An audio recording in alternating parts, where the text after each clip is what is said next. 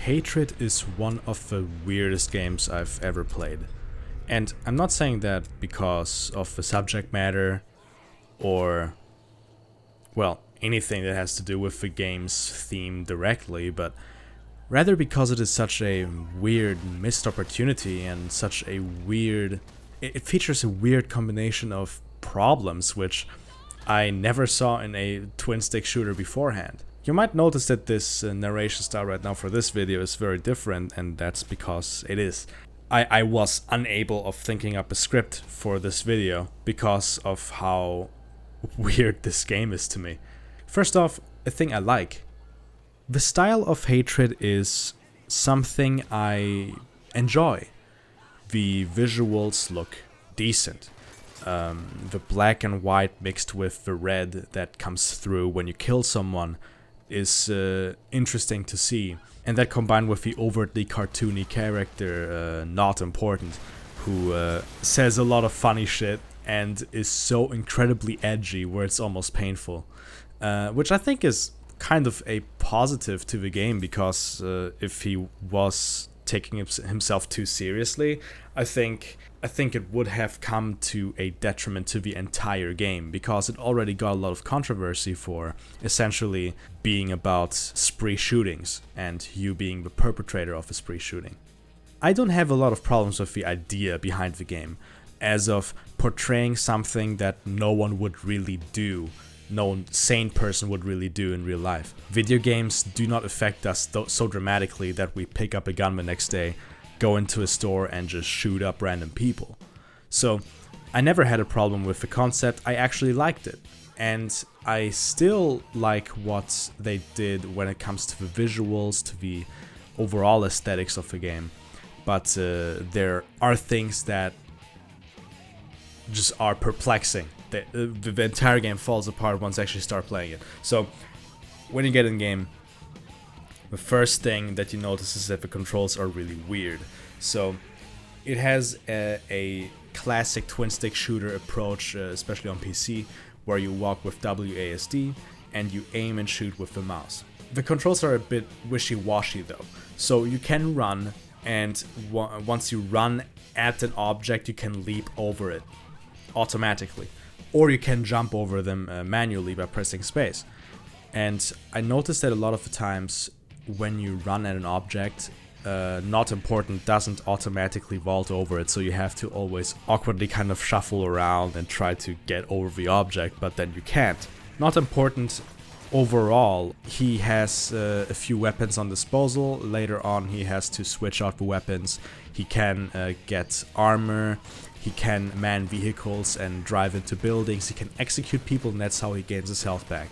Only problem is the difficulty. The difficulty of the game is ridiculous. I'm telling you right now, if you ever decide to get this game, which I do not recommend you do, you pretty much have to play on easy. Easy mode, to me, is what was the most fun about the game. You just run around, you kill people, and it has a bit of a challenge due to various aspects that I'm going to cover in just a second. Meanwhile, on normal, I found myself dying all the time due to the bullshit this game throws at you, and I'm not even considering booting up the game on hard. Funnily enough, a lot of problems vanish once you try out either the first-person mod or the third-person mod, but that's not the same experience. So, what are the biggest problems with Hatred? To start off, the camera. Yes, the camera. It's that simple. It's sometimes the very small things in the game that just throw everything else off. With Hatred, the camera is the biggest problem. You cannot rotate it, and you can only look further into the distance if you use the zoom capability or something. It's not a zoom, but I think you press shift or another button and you aim into the distance with that. I think it was the right mouse button actually. You press the right mouse button and then you aim in the distance to find your next victims and to shoot them in the head. It works, but the problem is that you have a very narrow field of vision, a very narrow radius around you in which you can see enemies. And the worst thing about this game is that the enemies can shoot you outside of that radius. So most of the times enemies are shooting you from places where you don't even know where they are, and you have to retaliate, but you cannot retaliate because they're either too far away or you have to find them first, and they're in your immediate surroundings but you cannot see them. Here comes the second problem. The art direction, even though it is gritty and cool looking, comes to a detriment to the basic gameplay because in a lot of situations the ground is almost black, and the enemies also are in black and white, of course, so they have very dark clothing and they do not really stand out of the environment that much. I wasn't able to play through the game because, I mean, I could have brute forced it, but why would I subject myself to that if I could play another game that is far more fun, has better controls, and has actual great design? What that game is? Well, it's Postal Redux. That's the biggest flaw with Hatred. Postal Redux exists. Everything Hatred does terribly wrong, Postal Redux does right. It has good controls. It has fun gameplay. It has nice weapons. It has great environments, which, well, are a standout from each other. And the enemies stand out within those environments, which already are interesting looking. So in Postal Redux, you don't really have a problem of things shooting you from off screen. You don't have a problem of not being able to see the characters that are on the map. You are always able to locate and kill anything that is shooting at you in Postal Redux. Hatred doesn't have this. Again, Hatred doesn't have this. Hatred is a way more difficult game than Postal Redux. Things are spawning left, right, and center, driving at you, throwing grenades at you, shooting you, essentially also doing maneuvers like running away from you and shooting you, or, you know, going behind cover, whatever. And Hatred is such a missed opportunity because it could have blown Postal Redux out of the water. It didn't. The things Hatred does right, it does very right. The destruction of the levels is amazing.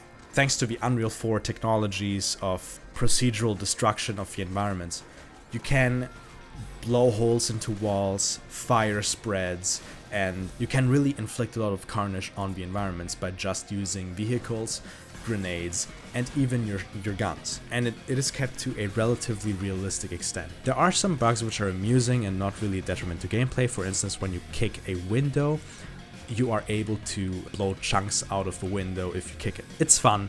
I use it sometimes because it's funny, but that you cannot abuse that too much because you cannot destroy the rest of the walls by just kicking them. At least from what I have seen and tried. How violence is portrayed in the game is also really interesting because there are not many games that actively try to make violence look violent, to make it look disgusting, not glorifying, not heroifying or something. Like, you don't feel like a hero while playing this game. But again, there is another game that does this way better. The original, or the remake, of Postal. Postal is a game, when you play it, you feel uncomfortable. Because all you hear is people screaming and you shooting them up. There is no fluff in the executions, there is no fluff in the sound design. You don't really hear a lot of music, and if you hear music, it's mostly distorted noise. Hatred, meanwhile, has this overtly dramatic down, down, down, down. Like, it sounds like a Hollywood movie at some points. Again, it's weird. The stylistic choices are cool. They at least tried to make violence look violent and disgusting, but they went too much into the shock values of the game. And instead of trying to make it realistic, they achieved a weirdly theatrical look with the game, with all the black and white and the weird music choices, like having this music play that sounds like a weird drone track from I don't know, a Columbine documentary or something. Again, it's just disappointing because the destruction systems are great. Shooting feels rather nice. Actually mowing down a fucking crowd of people is interesting feeling. It's interesting. It is a stress relief game, that's for sure. Only problem is horrible gameplay design choices, which I hope Destructive Creations will not implement in their newest game, Warmongrel. And a thing that I find a bit troubling is their focus, their overt focus on edginess and, you know, being really like, oh, I am a bad guy and I'm gonna kill you because I want to. You are a filthy worm and I'm gonna kill you. Humans suck. I'm gonna kill them and myself. To me personally, the game became so uninteresting to play through because in the end the whole story is I'm gonna kill everyone and I don't care if I die. So yeah, sure, in my playthrough, I got this ending. Not important died in his rampage. Well, that's it. I don't care anymore. Hatred is a weird experience. Would I suggest you get the game? Not really. Not just because of the gameplay problems, but also due to another big problem that the game has, and that is the lack of content. I would not feel comfortable in telling you to buy that game if you have Postal Redux as an option, if you have Postal 2 as an option, if you have completely different games as an option which are way more feature rich. And the thing is this, Hatred only has a few survival modes, I think, the main story, maybe even a sandbox mode, but the game is plagued with gameplay issues. It's plagued with design issues that are extremely detrimental to the overall experience. I cannot in good faith recommend buying the game. If you are a game designer that's making a twin stick shooter, definitely get the game to analyze it. What are the problems? And I tell you right now, the problems are these. You cannot see enemies that are shooting you. It's hard to fight things that are off screen. Actually scoping out environments is tedious due to the aiming mechanic and stuff like that. You lose track of a lot of enemies and items very quickly if you do not use the tabulator to actually see where weapon drops are and to see where cops are. Overall, cops are very, very hard to spot because they are very dark. Like the player models have very dark skins which do not contrast from the ground, so you cannot see them. Hatred is a missed opportunity. I am very sad by the fact that the game did not turn out to be what I expected from a quality standpoint. I actually wrote Destructive Creations an email a while back being like, hey, I hope the game is gonna be cool. You have my support. Don't listen to the haters. This game, I'm really interested in it. And they actually responded. They thanked me for, basically, giving them support. And that's the thing I want you guys to take away from this whole video. While I'm not a fan of the game itself, the developers are really nice people. And that is something that I really commend. They have a very friendly attitude. And even though they still go down this very edgy path of making games, I hope that at some point we will see a game from them that is not only amazing from a quality standpoint, but also maybe something a little bit different. Maybe go away a little bit from the ultra violence and try to show us something that is more original. Try to show us something that is you. Maybe you think that the shock value is all you can do, all you want to do, but maybe you can show the importance of understanding that violence is bad and that violence is not a pretty thing through more cerebral ways, through more thoughtful ways. Because sometimes less is more, and that is really the biggest takeaway about Hatred. Hatred is too much when it comes to the edgy presentation, the edgy music design, the edgy violence displayed where, he even talks about humans being just worms and he wants to kill all of them. Hatred could be so much more if it had a little bit less in these departments. Make things more subtle, make things a little bit more realistic, or not realistic, but believable. And maybe in the future, if you want to tackle violence again, you should really consider the less is more approach, because it's not only what is shown on screen that disturbs people. It also is dialogue, it also is underlying plot elements, it also is visual storytelling in the environments. It's not only a matter of, for instance, in the case of War Mongrels, where they advertise the game now about the war atrocities. They're always like, yeah, okay, there are a lot of executions going on in War Mongrels. And again, there are far better ways to show violence and the effects of violence, and in the case of War Mongrels, the effects of a genocide, than just pushing the violence down your throat at all times, to just bombard you with graphic imagery, with graphic actions that take place in the game. Because at some point it might it might go away from being shocking and might enter the almost ridiculous portions.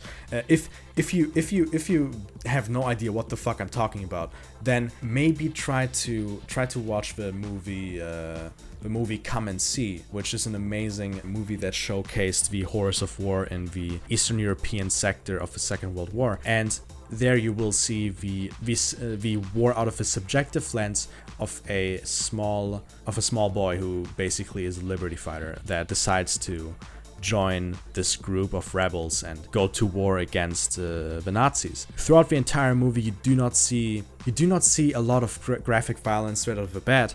It's slowly spiraling downwards.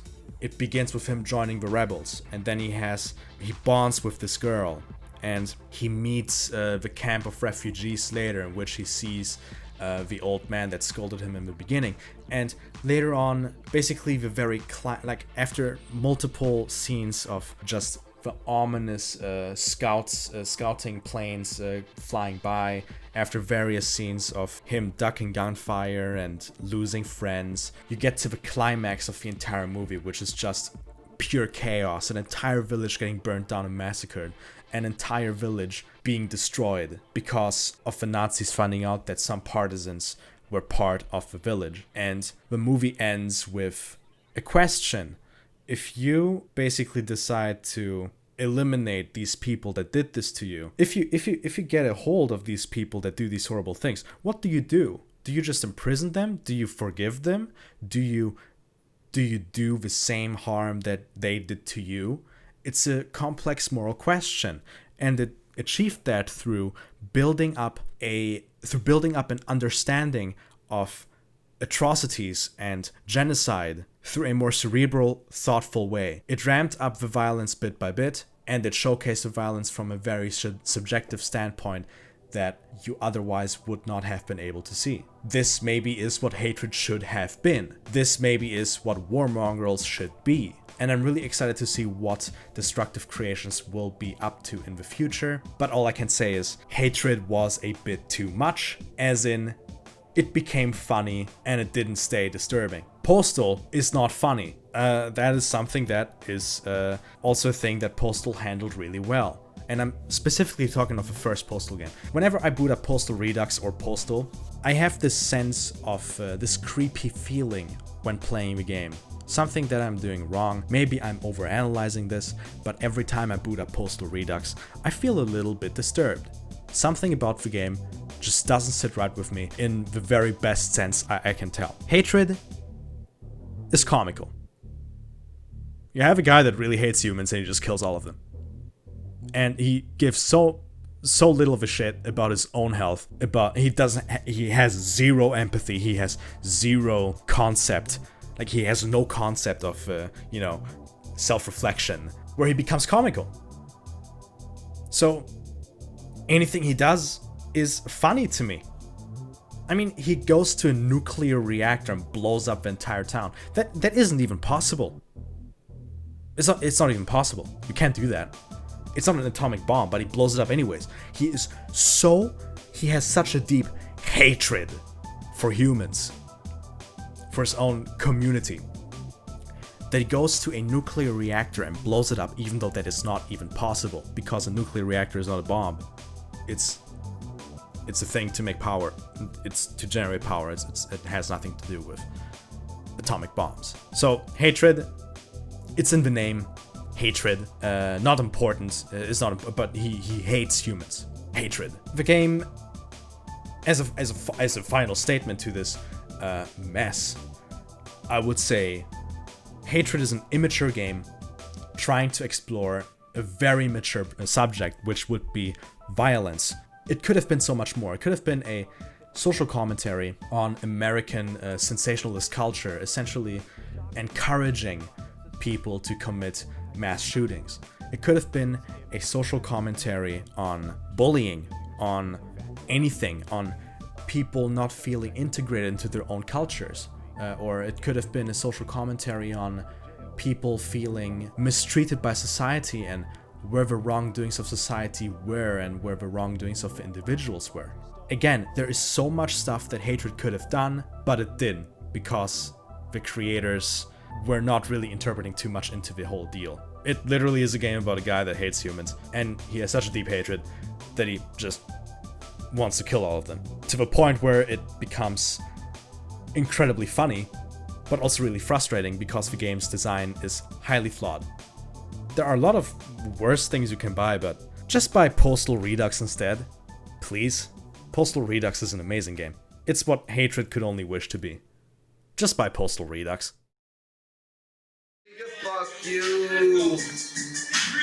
Fuck you.